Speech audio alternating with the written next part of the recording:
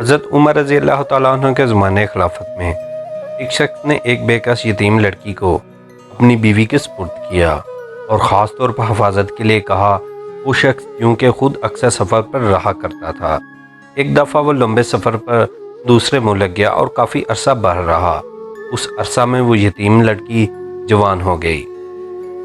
اس شخص کی بیوی کو یہ خیال ہوا کہ یہ لڑکی تو بہت حسین و جمیل نکلی ہے، کہیں ایسا نہ ہو کہ میرا خامن سفر سے واپس آ کر اس کی خوبصورتی اور جوانی پر ریجھ جائے اور یہ لڑکی میری سوتن بن جائے۔ اس خوف کے پیش نظر اس عورت نے اپنی چند ہمسایہ عورتوں کی مدد سے ایک دفعہ شراب پلائی، اور جب یہ لڑکی بالکل مست ہو گئی اس کا پردے بکارے زائل کر دیا۔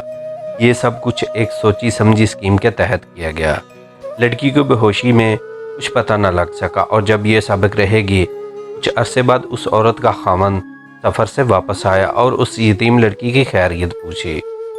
بیوی نے رو رو کر کہا، اس حرامزادی کا کیا پوچھتے ہو، یہ لڑکی فاحشہ ہے، اب یہ کماری نہیں رہی، یہ سب کچھ میری پڑوسیوں نے اپنی آنکھوں سے دیکھا ہے۔ مگر لڑکی کہنے لگی، یہ غلط ہے، آج تک کسی مرد نے میرے جسم کو چھوا تک نہیں، باخدا یہ عورت مجھ پر تہمت لگا رہی ہے۔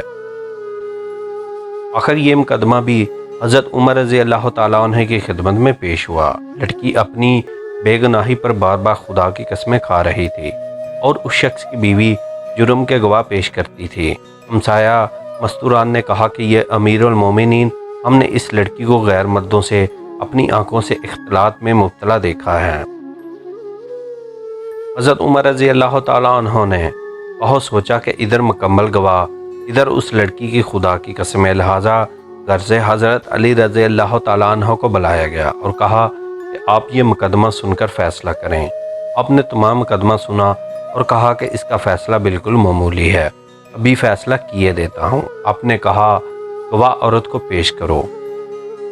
گواہ عورت پیش ہوئی، دیکھا تو حضرت علی رضی اللہ تعالیٰ عنہ کے سامنے برہنہ تلوار رکھی ہوئی تھی، مگر وہ عورت اپنی بات پر اڑی رہی۔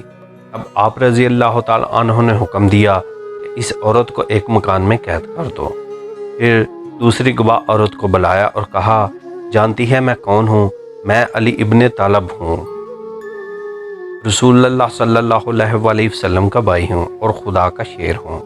یہ ننگی تلوار دیکھی ہے، اگر جھوٹ بولا ابھی گردن اڑا دوں گا، اگر پہلی عورت کی طرح سچ کہہ دیا تو جان بخش دی جائے گی۔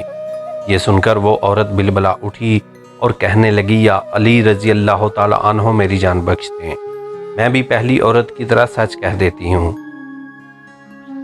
فرمایا، کہو۔ کہنے لگی، یہ عورت بالکل بے گناہ ہے، ہم نے اس کا کوئی بھی گناہ نہیں دیکھا، بلکہ اس شخص کی بیوی نے اس خطرہ کے پیش نظر کہ اس حسین و جمیل لڑکی سے اس کا خامن شادی نہ کرے، اس یتیم لڑکی کو شراب میں مدہوش کر کے ہماری مدد سے اس کا پردہ زائل کر دیا تھا۔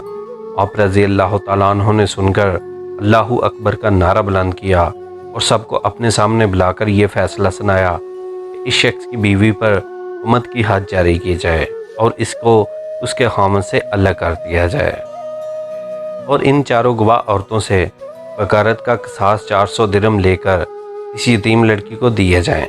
اس شخص کو حکم دیا کہ وہ اپنی بیوی کو طلاق دے دے، پھر اس لڑکی سے اس کا نکاح کر دیا اور مہر کی رقم اپنی جیب سے عطا فرمائی۔